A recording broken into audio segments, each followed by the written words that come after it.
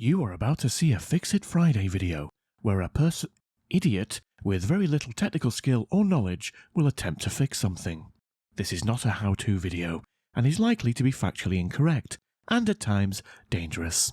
Please don't copy Kip, and see this video for limited entertainment purposes only. Roll titles.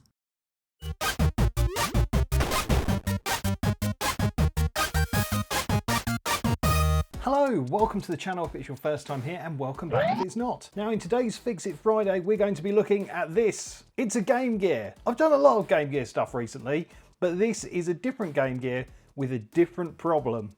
And hopefully we're going to fix it today. Now I'll give you a little bit of background on this Game Gear. I actually got it faulty on eBay and I thought, I might just sort of tinker around with it off camera. And then when it arrived, James took a bit of a shine to it. James is my son and he's really getting into fixing consoles and things like that. And he wanted to have a little project for us to work on together. When this arrived, it was completely dead and didn't do anything. So we recapped it, put in the new soundboard, and it didn't fix it. Well, not completely. Let me show you what it does.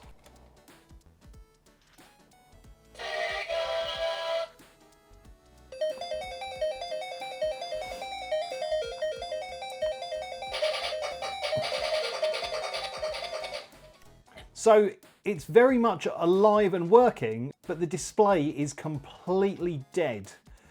Sort of. It's really hard to see, but there are vertical lines running down it, and it's very dark. And I think two things have happened. I think firstly the screen has failed, and also secondly the backlight has failed. So everything seems to be working as it should do, but you just can't see the screen at all. And also this is very, very badly scratched. So it looks a bit rubbish. I got in touch with RetroSix and basically asked them if they could send me one of their clean screen kits so we can replace the screen in this. And they said, no, but we'll give you a discount on one. So they gave me a bit of a discount, which is great. So yeah, this isn't technically a sponsored video. I just got a bit of money off their Game Gear clean screen kit. That's the screen there. We've got the ribbon cable as well. So it's a little bit like the Ben Ven kit that I installed in the previous Game Gear video that I did. I cannot tell you how bright and colourful this screen is. It just doesn't do it justice on the camera. But it's essentially RetroSix's own version of that. And apparently it's meant to be better. But yeah, this is the latest iteration of the clean screen kit from RetroSix. I think they're on version 3.1.1 maybe. So yeah, there's not many videos about this being installed. So I thought, well, I need to do this job anyway, and I just thought I'd get it installed. Now the reason I don't have James helping me with this is it's a little bit fiddly, and also it's really hard to teach a 12-year-old soldering and think about making a video as well. So I basically just said to him, I'm going to do this kit on camera, and hopefully by the end of it you'll have a nice finished working Game Gear. And he was cool with that. I think he realised when he was doing a cap kit just how fiddly the repairs on the Game Gears can be sometimes. Anyway, so basically I need to get into this Game Gear, and while I'm unscrewing that, I'm going to quickly shout out all the awesome people that have either subscribed to my Facebook page or have joined my YouTube membership. You can become a Facebook subscriber for 99p a month, or you can become a YouTube channel member from 99p a month. There's different levels on YouTube. And essentially it just helps support this channel and means I can afford to buy little bits and bobs like this. If you subscribe on YouTube, that is completely free. You can just hit that subscribe button, hit the bell, and you get notified whenever I put up a video. So yeah, let's get on with it. So first up, we've got our Facebook subscribers, who are Rebecca and Tom. Then over on YouTube and Patreon, we've got our Kip fans, who are Matt Lovies, JRC Electrical, For the Burbs, Wayne Cornish, Mike Cass, Rob Lynn, Scott Made a Thing, and Michael Wood. Then we've got our Kip early birds, who are Dean Ball, Sean at Cablesmith Electrical, Wayne's World of Gaming, Tim Salt, Sorcerer Stan, and Mark C. I love these guys and they love me, clearly, because they are the Kip lovers, and they are Bella Webster, Stestic Spix, Lawrence and Scott Kendall. And then finally we've got our kit nutters. Yes, that's right, we've got nutters. There's 2 of them. There is our incredible, gorgeous Becky Boobar, and we've got a new nutter, and that is Alan Green. Thank you so much, Alan, for joining the channel, and big love to all of my other channel members over on Facebook, YouTube and Patreon. Anyway, on with the vid. Okay, so here is our Game Gear all dismantled, and we are actually going to need to remove the board out of the casing to get to the screen and everything. But yeah, it's actually quite a tidy little board, and it cleaned up really nicely when we did the cap kit on it. I think we did a pretty good job with the cap kit, actually. Pretty pleased with it. So yeah, we need to basically get this board out and remove some of these components, and we're also going to need to chop off this bit here.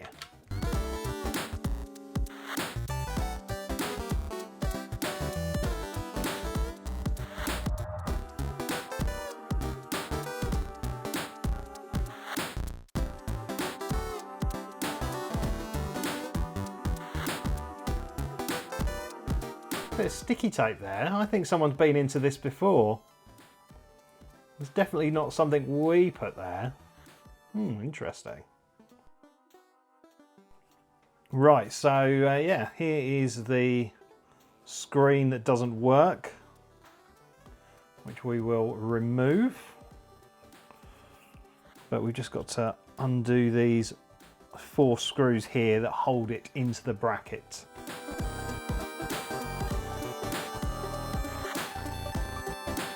I do genuinely like working on the Game Gears. I don't know why, lots of fixers don't seem to like them, but I find them just really quite nice.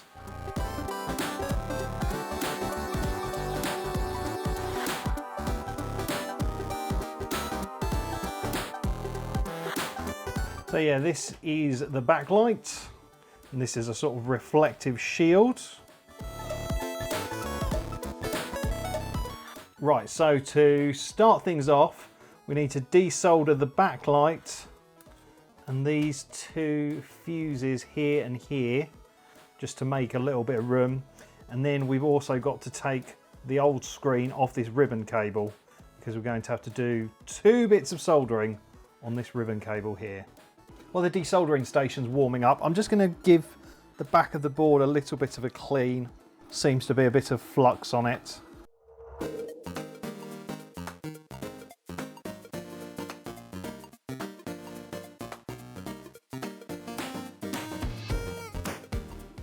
Undo this sticky tape that's holding the old screen down.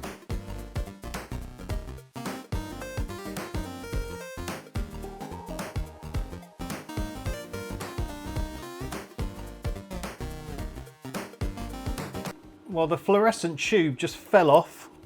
The fuses, I might just need to give a little touch with the soldering iron.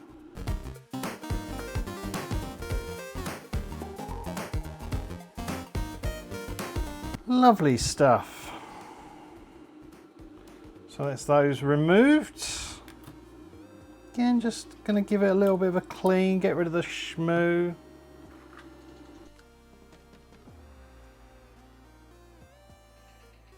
Right, so now I've got to do this connector here. I'm trying to remember how I did it when I did the Ben Ven kit. Was it the soldering iron or the hot air? I can't remember. Something made it pop up like magic, and I can't remember which one it was. Do you know what? I'm going to look at my old video and see what was the way I did it, because I honestly can't remember now.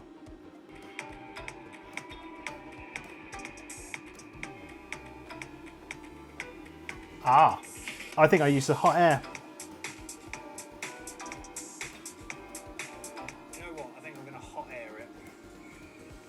There we go, hot air was the future. Okay, well, you know, it's nice to have my videos to refer back to.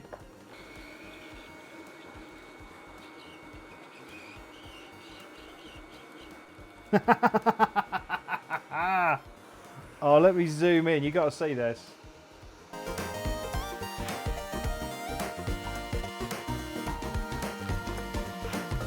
Love that, that is just so quick. Right, again, just going to give it a little clean down here, get rid of some of the sticky schmoo. Okay, let's have a little look at this board, because I've not looked at it yet. I think it's pretty self-explanatory. That's so weird.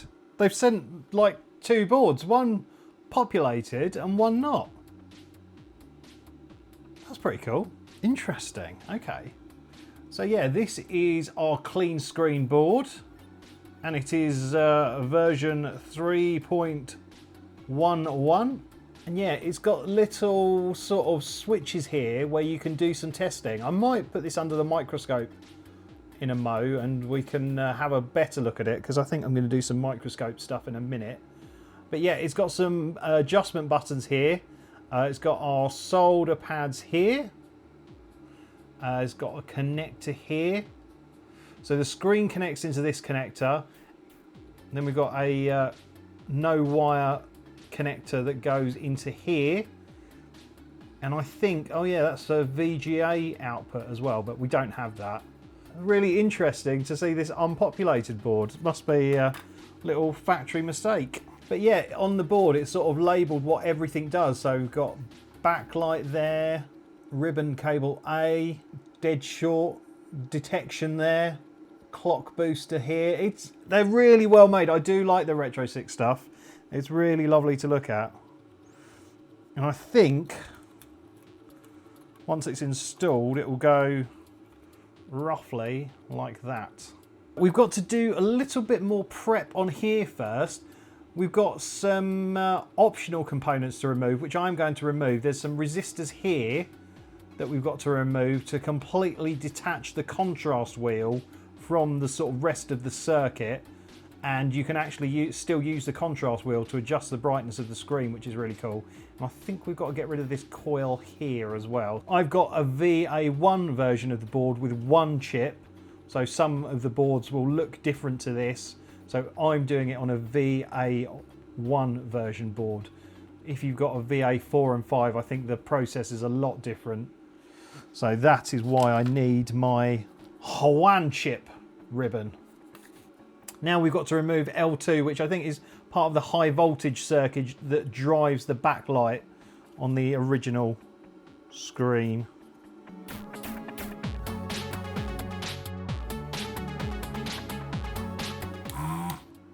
So that is now gone. And I think the next bit, I'm going to have to cut to the microscope. So let's quickly just have a little look at the RetroSix board under the microscope so we can see some of the stuff that you can do. Okay, so it's got a backlight test toggle switch, it's got screen test toggle switch, scan lines, VGA out.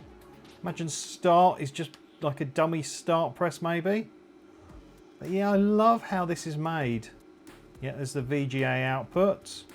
Yeah, we've got all these different connectors around the board. We're not going to be connecting all of them. I only think we're going to be connecting a couple of those up, because most of it's all done through the ribbon cable that connects to here.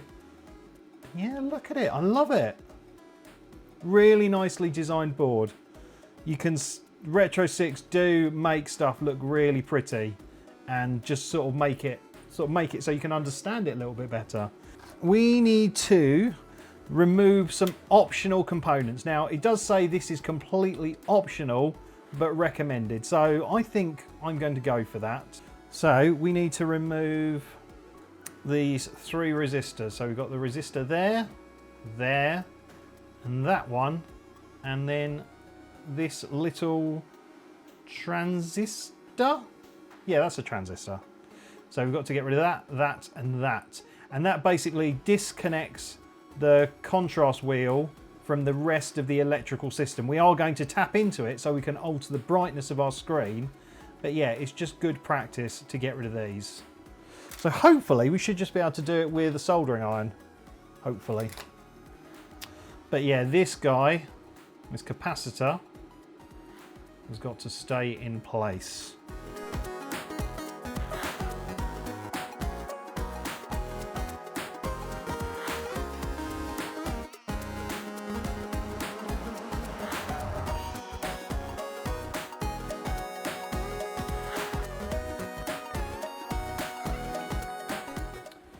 Just going to put a fresh blob of solder on this guy.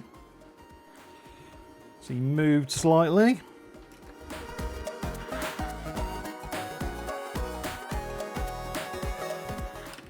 Give this area a little clean. So I think that's it for all the components we've got to remove. So that wasn't all that difficult, and those ones were entirely optional. So that's really handy. So now we've got to start putting things in, so to speak. We need to look at the connector here that the screen came off, and we've got to solder some wires on here to pick up the horizontal and vertical sync. So that is pin 9 and pin 20. I think pin 9's horizontal and I think 20 is vertical. We know that this is pin 1, and then we've got to count to pin number 9. So let me do that. 1, 2, 3, 4, 5, 6, 7, 8, 9. So it's this one here next to the guy. So there's the wire there. So we've got to get a wire onto that one. I'm going to use some different coloured wires just to help me remember. Okay, so what I'm just going to do is I'm going to put a bit of flux on it.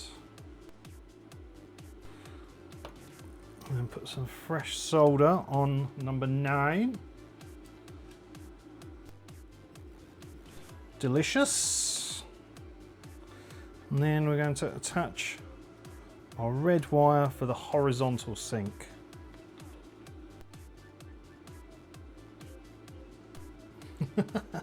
Got a bit too much solder on there.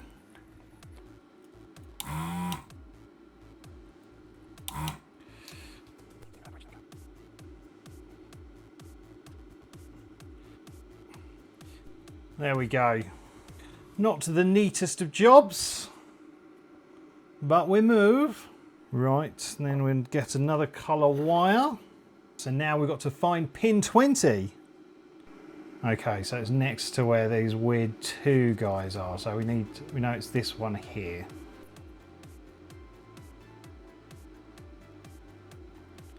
Once again, bit of flux. Let's get our V-Sync in. Nice.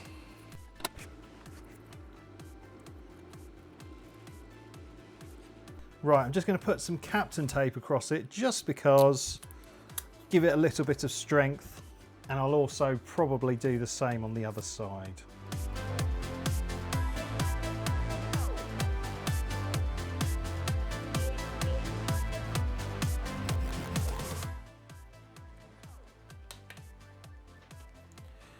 Right, I'm just going to quickly tin these pads here for our H-Sync and C-Sync.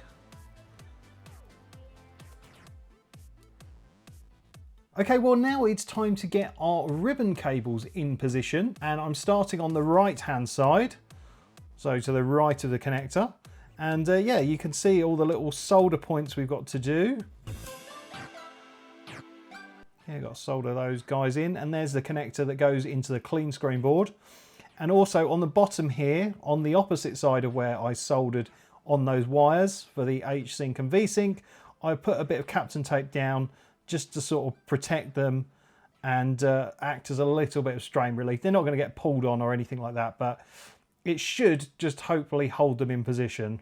Just got to basically solder onto all those components where it says we have to. Now I've turned my soldering iron right down for this bit because, yeah, with ribbon cables you don't want to burn it. So I'm currently at 265 degrees. I don't know if that's too much, but I'm sure it'll be fine. So what I think I'm going to do is I think I'm going to do this T10 position first, largely because it's sort of in the middle, and yeah, that should be a good starting point. Now, as I go through and solder the connections, looking back in hindsight in the edit, maybe I should have increased the temperature a little bit more on the soldering iron, maybe put it up to 300, might have made my life a little bit easier, but you know, live and learn. So yeah, I'm just rattling through this, having a quick pause, and then getting on with the second ribbon cable.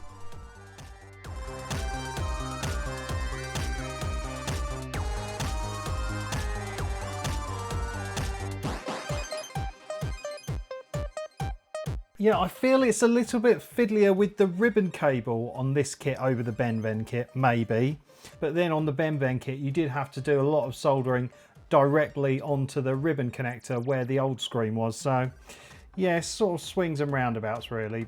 Okay, well you might notice I look a bit different, and that's because it's the next day. Now at the moment, summer is seemingly starting and it's really warm. And because I'm surrounded by lights and soldering irons and cameras and heat and everything, the cameras tend to overheat. Yeah, I was having a lot of trouble with that yesterday, and I actually lost a bit of footage where I had finished soldering these connectors on. I think you saw that. But yeah, you didn't see me solder these wires on, but there's not really much to miss. I just pushed them through and then soldered them where they should be. So we're sort of pretty much done, aside from kind of putting it together really. So if you see, the board's screw holes line up with the screw holes here. We've got these two 3D printed pieces that hold the screen in position. It's not a complete fully round bracket, it is just sort of two halves of it, and essentially the sort of flat bit goes underneath and you sort of screw through, so that hole goes there. It's really hard to show you because like none of this is buttoned down at the moment. And yeah, these two sides hold the screen in position. I think it goes like that. And you sort of sandwich it all together. So you've got the main board in the middle, you've got the bracket and the screen in front, and then you've got the clean screen board on the top. And then you've got the 4 screws that came out of the original Game Gear screen to go through all of it. I think that makes sense because yeah, these 4 screws that hold the screen in, their whole purpose is just holding the screen in. They don't actually make this stay in the Game Gear case. There's screws separately for that. So yeah, we've got to try and get everything roughly in position. So I've got to now get the screen out, which is here. This bit here goes on the top. So it's going to be easier to put one side with the bracket in first and then get the screen in position.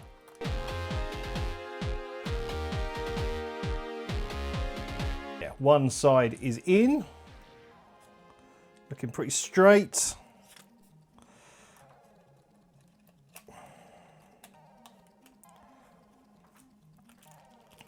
And there we go. So that makes it a bit less wobbly for putting the other side in.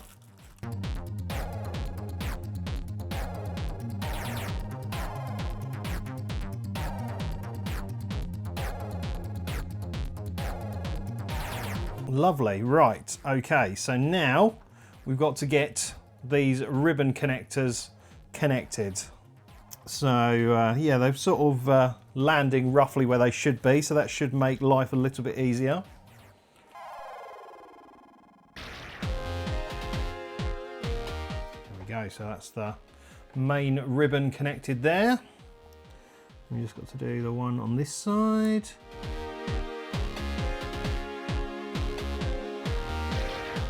And then one on this side.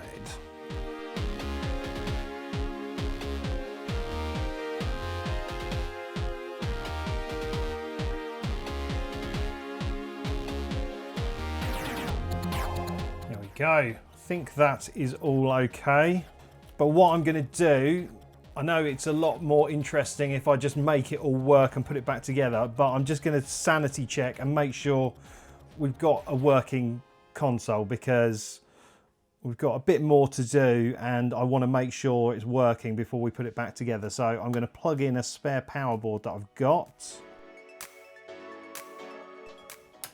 Right, bench power supply to 9 volts.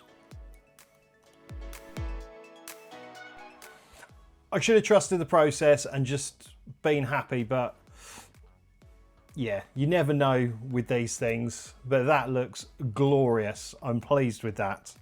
Excellent. There's obviously no sound at the moment because the soundboard and speaker's not connected. Cool, right, okay, we can rest easy a little bit now. So basically, to all intents and purposes, our work on this side is done. So now I've got to set that aside. And then now we've got to look at the case. So basically we need to take off this pillar, and I think we need to remove this gasket here, I think.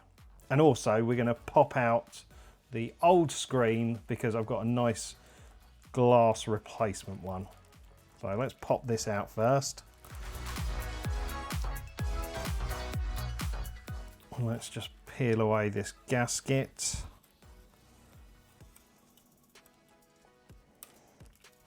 Good. So yeah, we just got a bit of schmoo here to remove. If you don't remove this goo, then the replacement glass isn't going to sit straight, so it's important to...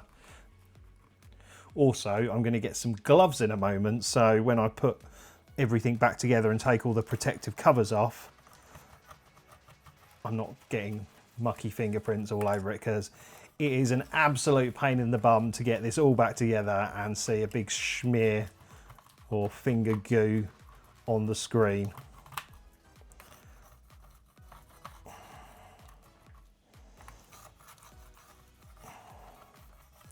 Yeah, the IPA seems to be doing wonders on this.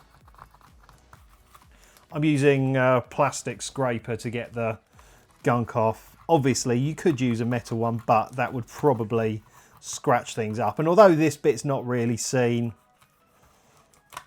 don't want to cause undue damage. I think what I need to do now is just go and give that a bit of a wipe down. Because it's all gone a bit gunky. So one moment please. And resume, and that's looking a lot better. Yeah, I'm pretty pleased with that. Right. Now, really important, we need to get rid of this post here because the screen is going to go directly on it. And obviously we don't want to damage the screen. So we've got to give it the old snippety snip. Oops. I'm just going to give this a quick blast with my air duster, just to make sure all the remnants of screen and stuff are gone from it, because you don't want to put it back together and a bit of dust sort of appears in between everything. Now time to rubber up, hopefully avoid it getting any fingerprints on things and dust and everything, because the protective covers are about to come off. Right, so we've got to peel the screen protector off here.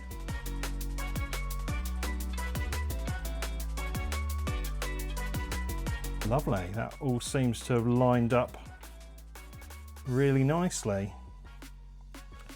Right, if we put these two big screws in. There we go, right, let's get this screen on before we introduce any contaminants.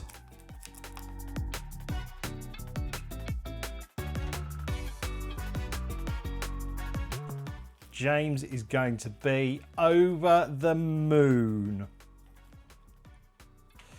Okay, well, what I'm going to do now is I'm just going to get the murderous gloves off, get it all screwed back together, and then we can come back and see how it looks. So, yeah, let's see you in a mo.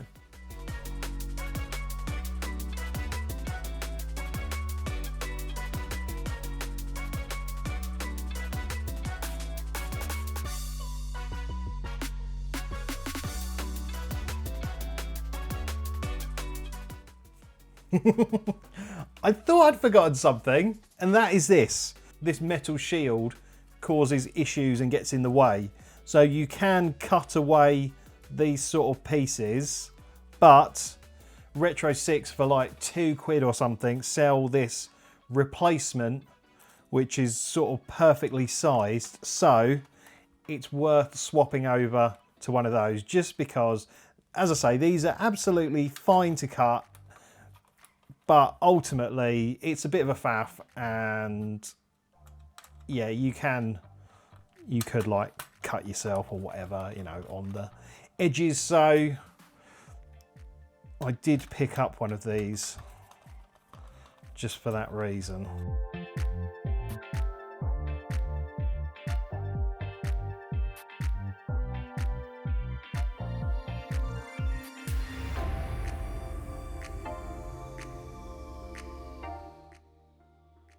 Doing this in real time now, no camera jiggery pokery or anything like that. Let's just finish up. Oh, look at that, that is gorgeous. Shall we?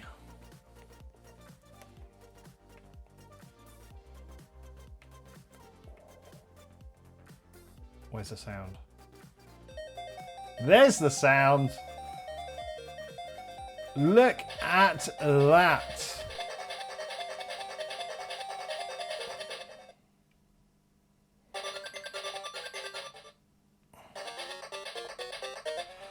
Let me just turn it down a bit.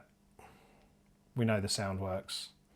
Yeah, that looks pretty much bob on. Right, we've switched up to another classic Sega Game Gear game, the original Sonic, and it just looks amazing on this kit. It really does. I do think I'm going to do a video where I compare this kit, the Ben kit, and maybe a cheap kit that I find on AliExpress. I think that might be interesting. I tell you what, before I show you the on-screen menu, let me know that you've got this far in watching the video by putting the phrase excellent screen quality in the comments. So yeah, excellent screen quality. Put that in the comments and we'll see who is paying attention and who isn't. So I think if you hold left 2 and start, there we go. So you use left and 2 to cycle through, and then you press start to choose which one you want. So let's go into color mode. Go press start, and then we can cycle through the different color modes. So we've got a sort of normal one there, slightly cooler one there, black and white there, and a sort of Game Boy color mode there. Nice. I mean, I think I'm going to stick with the regular one. So press start. VGA out turns on and off the VGA output. Obviously I don't have VGA out installed, so I don't need to do that. Pixel grid, so if we go into that one, we can swap through. So there's no pixel grid. There's one on the horizontal, one on the vertical, and then on both planes at the same time. So you can get that sort of retro look. I think it looks great with it off, to be honest. And then what other ones? There we go, we've got true motion. And I think that just turns on frame blending on and off. So, you know, it's up to you really, whichever one you think looks good. So it is quite good having the sort of different screen modes all readily accessible. And if you just leave it on there for a moment and don't touch it, there you go. It goes away and you can go back and play the game. Obviously, I haven't gone as crazy on this one as I did on my Game Gear with a new shell and everything. James wanted to keep his looking sort of original and standard, so, you know, I respect that. I mean, we might actually put in the USB-C mod that I did in another video, which I'll stick a link to up in the corner. Yeah, it just is a really quite simple-ish way of just injecting life into your Game Gear. Although I would say doing a cap kit on a Game Gear is an absolute necessity, because otherwise, yeah, you're in trouble. I'm really pleased with how that's come out. It looks great. It really does. I can't do a comparison side by side of how it looked to start with, because, well, it looked a bit like that to start with. The screen was completely dead, so yeah. So yeah, I hope you've enjoyed this video. If you've done this mod, let me know how you found it in the comments. I'd be really interested to hear. There are lots of different versions. This is version 3.1.1, so obviously there's going to be older versions knocking around out there. I wonder how they compare and how different they are. Let me know in the comments. I'd be interested to hear your experiences. But yeah, I don't think I've got anything else to say, so thank you so much for watching. Don't forget to like and subscribe, but for now, it's game over.